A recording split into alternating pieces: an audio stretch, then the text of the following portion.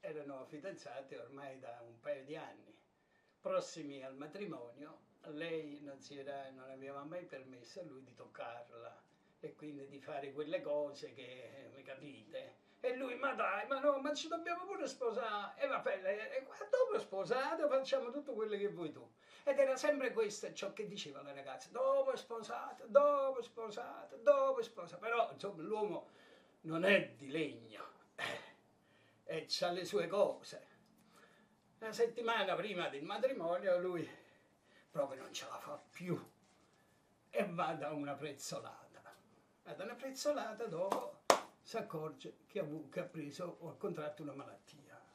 Va dal medico e fa: dottor, ma guardatemi come mi sono ridotto. E fa il medico: e tu hai fatto che stuai? Tu ti hai sposato e ti vai a fare queste cose? E dottor, non ce la facevo proprio più. Non ce la facevi più. Qua dobbiamo ingessarlo. Come che stai dicendo?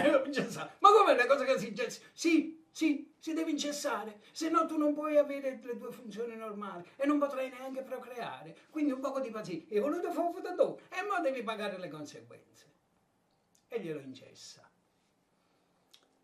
Matrimonio, la notte del matrimonio, la sposa finalmente si lascia andare. Si presenta, uscita dal bagno, con una bella camicia da notte, tutta trasparente, che lascia vedere, non vedere, sa, quelle cose che è lui con il picciamino che si era messo, che gliel'avevano regalato.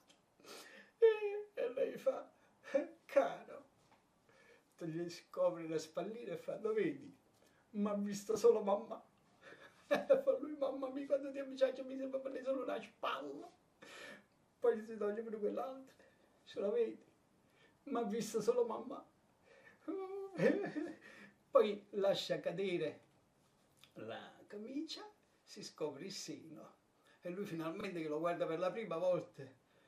Potete immaginare un uomo anche in quelle condizioni, insomma, un'armatura. Lei le vede, fa: le vedi? Le ha visto solo mamma.